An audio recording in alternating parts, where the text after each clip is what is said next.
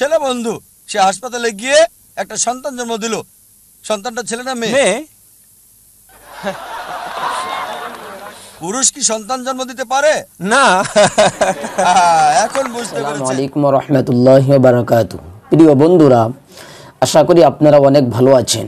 আজকে আমি আপনাদেরকে এমন একটা ভিডিও দেখাবো যে ভিডিওর মধ্যে একটি লোক ডাক্তার জাকির নায়েককে জিজ্ঞাসা করেন যে কোরআন তো ঈশ্বরের বাণী, অর্থাৎ আল্লাহ তাবারক তাআলার বাণী, তো ঈশ্বরকে কে সৃষ্টি করেছে, কোথায় থেকে আসলো ঈশ্বর? তো ডাক্তার জাকির নায়েক কত সুন্দরভাবে উত্তর দিলেন। ভিডিওটি না টেনে সম্পূর্ণরূপে দেখে থাকুন, ইনশাআল্লাহ আপনাদের অনেক ফায়দা হবে এবং অনেক মজা আসবে ভিডিওর মধ্যে। চলুন দেখি তিনি কি বলেন। মিস্টার নায়েক, আমি ডাক্তার সূর্যকান্ত পাওয়ার সেন্ট জর্জ হসপিটাল থেকে এসেছি। ধন্যবাদ এমন সুন্দর এবং আলোকিত বক্তব্যের জন্য। কোরআন ঈশ্বরের বাণী এই বিষয়ের উপর আপনি বলেছেন যে কোরআন আল্লাহর বাণী। আমার প্রশ্ন হলো, আপনার কাছে ঈশ্বরকে কে সৃষ্টি করেছেন? ঈশ্বরের উৎসটা কি? ভাই খুব সুন্দর প্রশ্ন করলেন যে যদি কোরআন ঈশ্বরের বাণী হয় তাহলে ঈশ্বরের স্রষ্টা কে? খুব ভালো প্রশ্ন।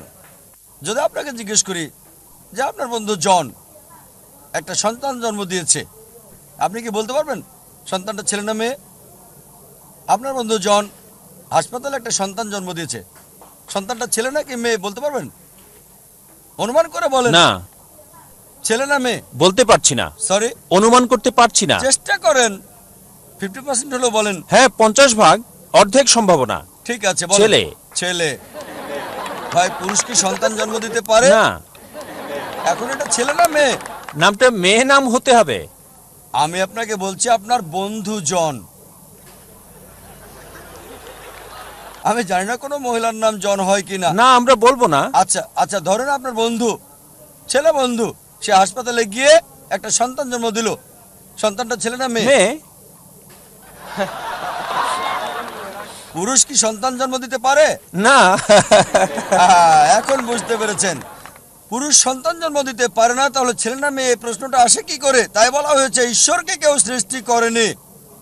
আপনার প্রশ্ন কে ঈশ্বরকে সৃষ্টি করেছে, আমার প্রশ্নের মতো যে পুরুষটার সন্তান জন্ম দিয়েছে হাসপাতালে সেটা ছেলে নাকি মেয়ে, প্রশ্নটাই অযৌক্তিক।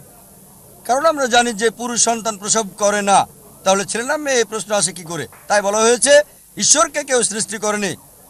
প্রত্যেক সৃষ্টির একজন স্রষ্টা থাকে, ঈশ্বরের কোনো স্রষ্টা নেই। তাই নাস্তিকের সাথে তর্কের সময় কখনোই বলি না যে সব কিছুরই স্রষ্টা আছে। আমি বলি প্রত্যেক সৃষ্টির স্রষ্টা আছে, ঈশ্বর কোনো সৃষ্টি নয়। বলা হয়েছে যখনই আমি বলবো ঈশ্বরের স্রষ্টাকে, আর সে ঈশ্বর নয়। তার সংজ্ঞা হচ্ছে আল্লাহর কোনো স্রষ্টা নেই। আশা করি উত্তরটা পেয়েছেন।